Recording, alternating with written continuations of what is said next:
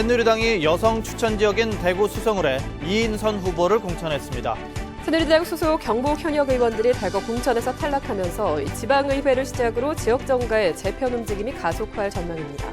성매매 집결지인 속칭 자갈마당을 폐쇄하기로 한 지 1년이 지났지만 여전히 성업 중입니다.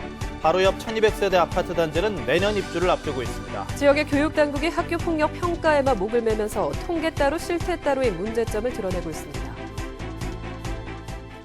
여러분 안녕하십니까? 3월 23일 수요일 아침 대구 MBC 뉴스투데이입니다. 봄 날씨가 다시 변덕을 부리기 시작했습니다. 오늘 낮부터는 날이 다소 쌀쌀해지는 데다 일부 지역으로는 비 소식도 있습니다. 남은 한 주 주말까지도 이 쌀쌀한 날씨는 이어지겠습니다. 자세한 날씨 소식 이시정 기상캐스터입니다. 네, 오늘 오후부터는 날이 다시 쌀쌀해지겠습니다. 북서쪽에서 찬 공기가 내려오기 때문인데요. 이 때문에 바람도 약간 강하게 불면서 체감 온도를 끌어내리겠습니다. 어제보다는 조금 더 따뜻하게 입으시는 게 좋겠습니다. 또 대기 불안정으로 인해 대구와 경북 일부 지역에는 오늘 오후부터 내일 새벽까지 5mm 안팎의 비가 조금 내리겠고요. 또 동풍의 영향을 받는 경북 동해안과 경북 북동산간 지역은 오늘 낮부터 내일 새벽 사이 5에서 10mm가량의 비 또는 눈이 내릴 전망입니다. 어제 20도 가까이 올랐던 대구의 낮 기온, 오늘은 4도가량 내려간 16도 예상되는데요. 오늘까지는 그래도 평년 기온을 조금 웃도는 정도지만 내일부터 주말까지는 기온이 점차 내려가 평년 기온을 밑도는 쌀쌀한 날씨가 이어지겠습니다. 날씨였습니다. 새누리당 공천관리위원회가 유승민 의원을 공천할지를 어제도 결론 내지 못했습니다. 결국 공은 유 의원에게 넘어가는 모양새인데 내일부터 후보 등록이 시작되는 만큼 유 의원이 무소속 출마를 하기 위해서는 오늘까지 탈당을 해야 합니다. 유 의원이 어떤 선택을 할지 전국적인 관심사가 되고 있습니다. 한태연 기자가 보도합니다. 새누리당 공천관리위원회와 그 결과를 추인하는 최고위원회는 유승민 의원의 공천 여부를 결정하지 못한 채 서로에게 공을 떠넘기는 모양새를 보여왔습니다. 정치적 부담을 서로 미루기 위해 가지고 공관위에서는 최고위로, 최고위에서는 공관위 보고 결정을 하라. 그리고 유승민 의원 보고 스스로 결단하라. 이것은 상식에 맞지 않는다고 생각합니다. 이제 시간에 쫓기는 쪽은 유승민 의원입니다. 이한구 위원장이 공천을 줄 수 없다는 뜻을 우회적으로 표현한 만큼 유 의원이 무소속 출마를 하기 위해서는 자정까지 탈당계를 제출해야 하는데 공관위와 최고위가 그 전에 결정을 내릴지는 불투명합니다. 유 의원이 스스로 탈당계를 제출할 수밖에 없도록 시간 끌기를 하고 있다는 분석도 나오고 있는데 무소속 출마 가능성에 점점 무게가 실리는 분위기입니다. 본인이 한 개파를 이루고 당수가 되려면 수석들을 위해서 칼을 들고 나갈 수밖에 없다고 생각합니다. 무소속으로도 출마를 할 수밖에 없을 것이다. 그렇죠. 무공천도 거론되고 있지만 여론의 역풍을 맞을 수 있다는 비판이 새누리당 내에서도 나오고 있어 실현 가능성이 낮아 보입니다. 새누리당이 잘못해가지고 재보궐선거가 이루어지는 지역, 이런 지역에서는 유권자들에게 대해서 면목이 없어서 무공천을 낼 수 있지만 이번 사태에 무공천하는 것은 공당수 아주 부끄러운 일이라고 생각합니다.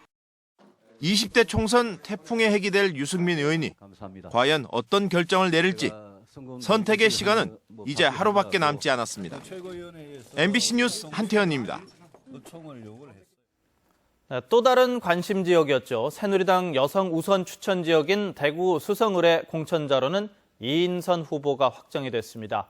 달서구청장 후보로는 이태훈 전 부구청장이 공천을 받았습니다. 이 소식은 조지한 기자가 전해드립니다. 새누리당 여성 우선 추천 지역으로 분류된 대구 수성을 지역에서 대구 중남구에 출마했다가 자리를 옮긴 이인선 전 경상북도 경제부지사가 공천을 받았습니다. 수성을 지역에 같이 공천 신청을 했던 조명희 대통령 소속 국가우주위원회 위원은 비례대표 19번으로 이름을 올려 당선 가능성이 높아졌습니다. 새누리당 대구시당 공천관리위원회는 오늘 제6차 회의를 열고 달서구청장 후보 여론조사 경선 결과 이태훈 후보가 공천자로 최종 확정됐다고 밝혔습니다. 비례대표 출마를 위해 사퇴한 정순천 대구시의원 지역구인 수성구 제1선거구 대구시의원 보궐선거에는 배재훈 후보가 공천됐습니다.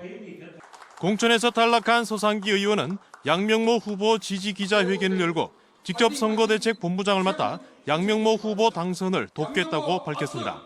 MBC 뉴스 조재환입니다. 한편 새누리당 소속의 경북 현역 의원들도 대거 공천에서 탈락하면서 그 파문이 지역 정가로 확산되고 있습니다. 지역 정치 지형의 변화는 이미 시작됐는데 총선이 끝나고 나면 지방의회를 시작으로 지역 정가의 재편 움직임이 가속화할 것으로 보입니다. 정윤호 기자가 보도합니다. 지역 정가는 국회의원이 교체될 때마다 늘 몸살에 가까운 진통을 겪어왔습니다. 국회의원이 지역 정치의 정점에 있는 현 정치 구조에서 정점의 교체는 곧 주도권, 이른바 지역의 권력 교체를 의미합니다. 특히 이번 총선에서 선거구가 합쳐진 영주, 문경, 예천과 상주, 군위, 의성, 청송은 공천의 여파가 더 클 것으로 보입니다. 영주, 문경, 예천에선 현역 2명이 한꺼번에 탈락하면서 사실상 권력의 진공 상태가 시작됐습니다. 현역 간 맞대결에서 정점을 잃어버린 군위, 의성, 청송 역시 권력의 공백 상태입니다. 영천, 경주 등도 상황은 마찬가지입니다.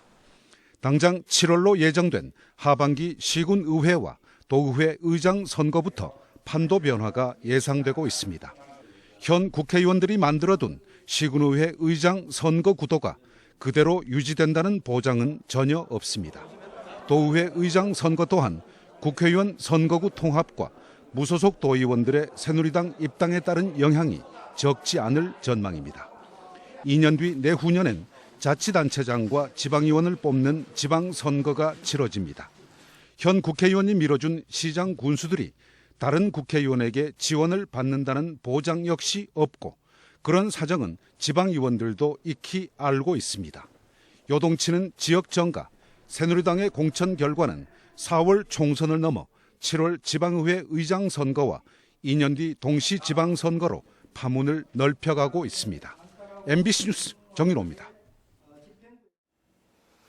아동학대 사건이 끊이지 않고 있습니다. 이번에는 울고 보챈다는 이유로 5개월이 갓 지난 젖먹이 딸을 바닥에 내팽개쳐 결국 숨지게 한 혐의로 30대 친부가 경찰에 긴급 체포됐습니다. 보도에 엄지원 기자입니다.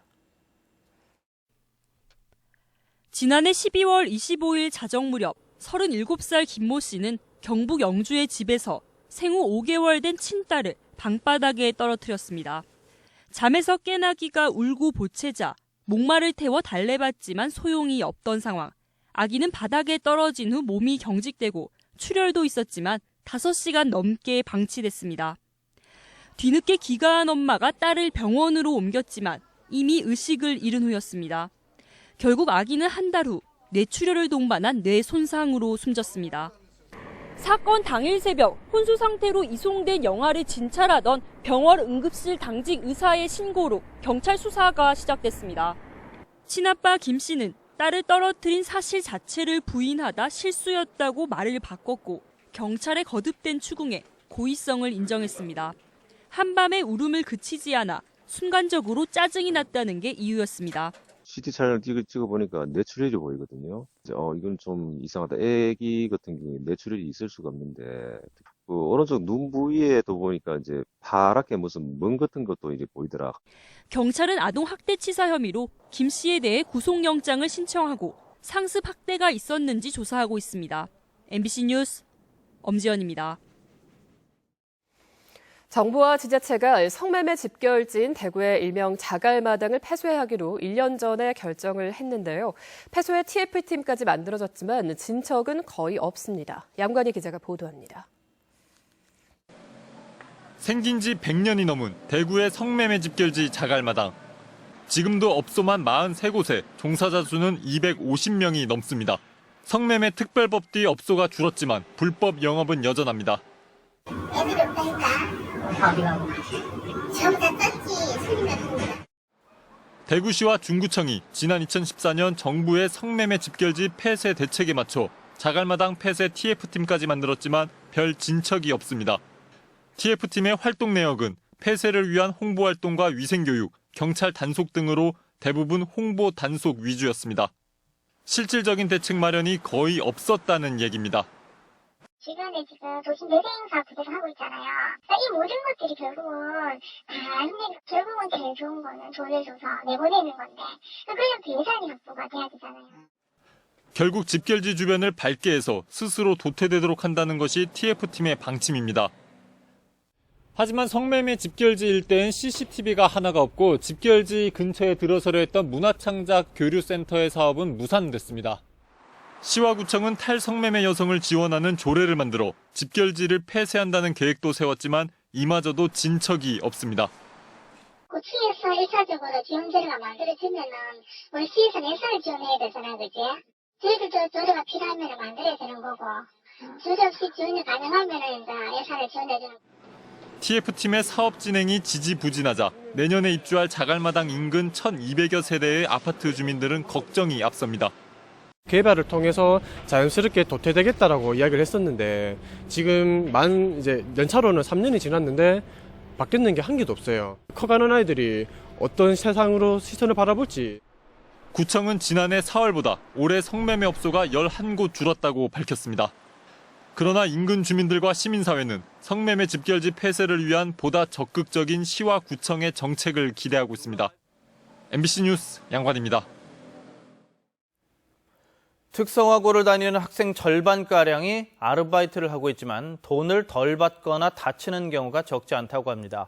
그래서 학교 안에 알바 신고센터를 운영했는데 인력도 예산도 없어서 도움이 안 된다는 비판이 나오자 개선은커녕 아예 없애버리기로 해서 논란이 일고 있습니다. 윤영균 기자가 취재했습니다. 대구의 한 특성화 고등학교. 대구 청소년 노동 인권 네트워크가 이 학교를 포함해 지난해 특성화고 4곳의 고3 학생을 대상으로 설문조사를 했더니 절반가량인 52%가 아르바이트를 했습니다. 이 가운데 임금을 적게 받거나 아예 못 받은 학생이 28.7%였고 10명 중 3명이 일하다 다쳤습니다. 고용노동부는 지난 2011년부터 특성화고 6곳을 포함해 대구 8곳에 청소년 알바 신고센터를 설치했습니다. 하지만 지금까지 단 한 건의 신고도 접수되지 않았습니다. 전담 인력도 관련 예산도 없이 간판만 붙여놨기 때문입니다. 알바 신고센터요? 예, 그렇습니다. 그런 거는 제가 처음 들어보는데 결층에서 어떻게 안내받았습니까? 올해 안내가지고 붙어 있었는데 국가판 같은 게 그거를 제거를 했거든요, 이미. 사실상 방치되고 있다는 비판이 나오자 대구시 교육청은 이 알바 신고센터를 폐지하기로 결정했습니다. 알바 신고센터가 저희들 교육청에서 설치한 것도 아니고 그게 대구지방고용노동청에서 설치한 거라서 저희들이 어떻게 전담 인력을 파견하거나 이렇게 할 형편이 안 되기 때문에. 알바 신고센터를 내실 있게 운영하고 모든 고등학교로 확대할 것을 요구하던 청소년 인권단체는 황당하다는 반응입니다. 청소년 노동자들의 기본적 인권이나 노동권이 그만큼 후퇴될 수밖에 없고 음지로 갈 수밖에 없다는 거죠. 결국은 또 그 피해는 청소년들한테 볼 수밖에 없는 이런 악순환에 있다는 거죠. 전국적으로 설치된 알바 신고센터는 210여 개. 청소년 알바생을 위한다며 요란스럽게 간판만 내걸었다가 슬그머니 사라지고 있습니다. MBC 뉴스 윤영균입니다. 대구에서 발생한 여고생 집단 폭행 사건과 관련해서 경찰 수사의 문제점 집중 보도해드렸는데요. 학교 폭력에 대처하는 교육당국의 시스템도 심각한 문제가 있습니다. 교육부 평가에 치중하다 보니 통계 따로 실태 따로인 현실. 도성진 기자가 집중 취재했습니다. 여고생 김모 양과 중학생 이모 양이 집단 폭행을 당한 건 지난달 중순입니다. 방학 후 진학하는 시기라 피해 학생들은 교육당국에 알리지 못했고 개학 후에도 학교는 이들의 피해를 눈치채지 못했습니다. 경찰서에서 아이한테 연락을 해가지고 아이가 경찰서에 갔다 와가지고 연락한 거라고요. 보복에 대한 두려움이 크고 특히 감수성이 예민한 시기다 보니 크고 작은 피해가 이어졌지만 피해 학생들은 학교에 알리기가 쉽지 않았습니다. 올해도 몇 번 있었고 작년에 좀 많이 때린 것 같아요. 그러니까 피해 학생들이 더 있다는 얘기네. 네. 학교폭력 실태조사가 도입된 지난 2012년부터 학교폭력을 당했다는 피해 응답률은 점점 줄기 시작해 최근에는 전국 최저 수준을 기록하고 있습니다. 대구교육청은 이 자료를 근거로 대구가 학교 폭력에서 가장 안전한 도시라고 자부하고 있습니다. 하지만 교육부 지침을 어기고 비밀이 보장되지 않는 장소에서 집단 조사를 하거나 조사 참여를 강제하다 감사원 감사에 적발되기도 해 조사의 신뢰성은 의문인 상황. 교육부 학교알림위에 공개된 학교폭력 피해 학생 수로 보면 대구는 전국 최상위권이고 학생 1000명당 학교폭력 건수나 관련 학생 수 역시 전국에서 가장 많습니다. 이에 비해 학교폭력 예방교육 시간은 전국 평균에 비해 2~3배 이상 많은 것으로 나타나 통계와 실태, 예방 노력이 엇박자를 내고 있습니다. 초중고중의 가장 큰 문제는 중학교 학생들의 이제 학교 폭력의 그런 문제입니다. 우리 교육 당국에서는 이제 교육부의 이제 실적 위주로, 형식적인 위주로 운영을 하다 보니까 그런 문제가 많이 발생한다고 저는 봅니다.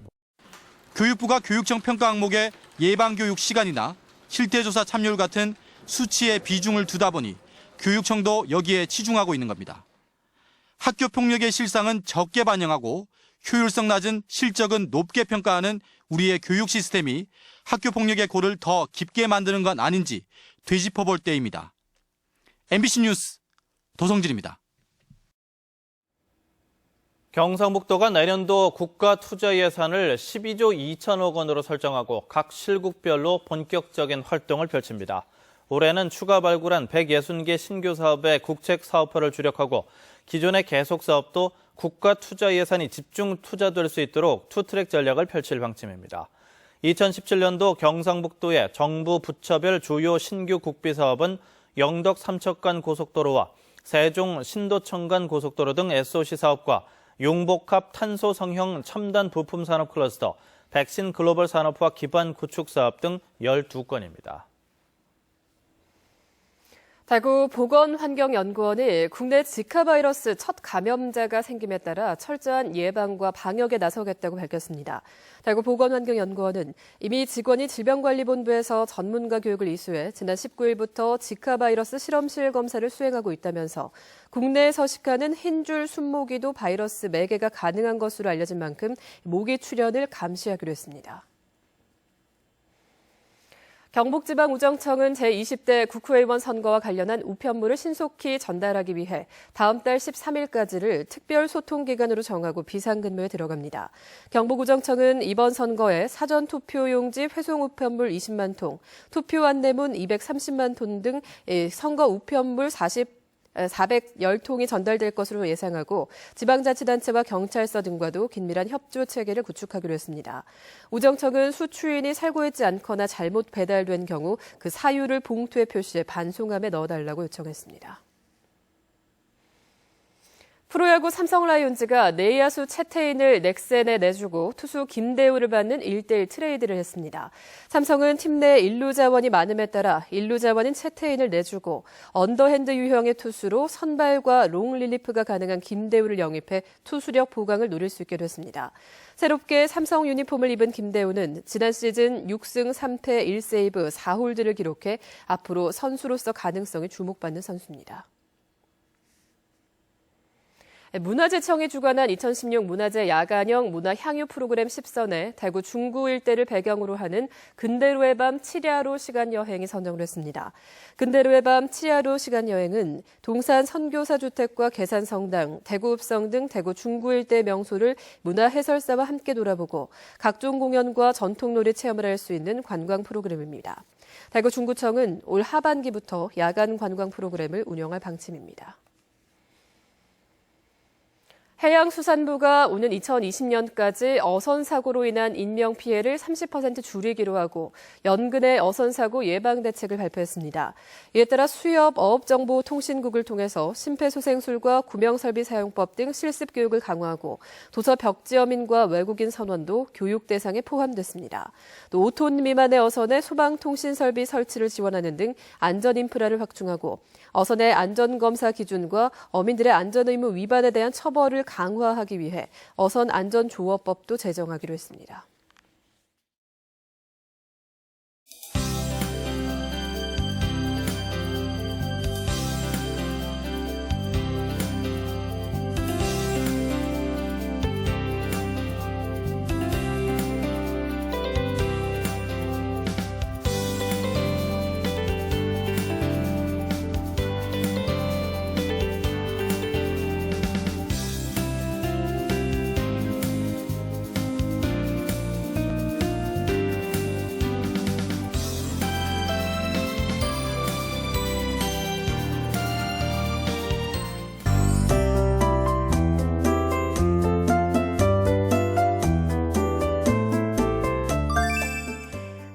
날씨가 다시 변덕을 부리기 시작했습니다. 오늘 낮부터는 북서쪽에서 찬 공기가 내려오면서 다시 쌀쌀해지겠는데요. 어제보다 조금 더 따뜻하게 입으시는 게 좋겠습니다. 또 대기 불안정으로 인해 대구와 경북 내륙 지역에는 오늘 오후부터 내일 새벽까지 5mm 안팎의 비가 조금 내리겠고요. 동풍의 영향을 받는 경북 동해안과 경북 북동산간 지역은 낮부터 내일 새벽 사이 5에서 10mm가량의 비 또는 눈이 내릴 전망입니다. 오늘은 중국 북부지방에서 확장하는 고기압의 영향을 받겠고요. 종일 구름 많거나 흐리겠습니다. 자세한 지역별 날씨입니다. 대구와 영천의 낮 기온 16도로 어제보다 4도가량 낮겠습니다. 문경과 김천의 아침 기온 6도로 시작해 낮 기온 15도 안팎 예상됩니다. 안동의 현재 기온 7도, 봉화 5도 가리키고 있고요. 낮 기온은 안동이 15도 예상됩니다. 경북 동해안에는 흐리고 한때 비가 오겠고 낮 기온은 포항이 13도, 경주 14도 예상됩니다. 바다의 물결은 최고 2.5m까지 높게 일겠습니다. 내일 새벽에는 한때 비가 오겠고 이후로 주말까지는 평년보다 기온이 낮아 쌀쌀하겠습니다. 날씨였습니다.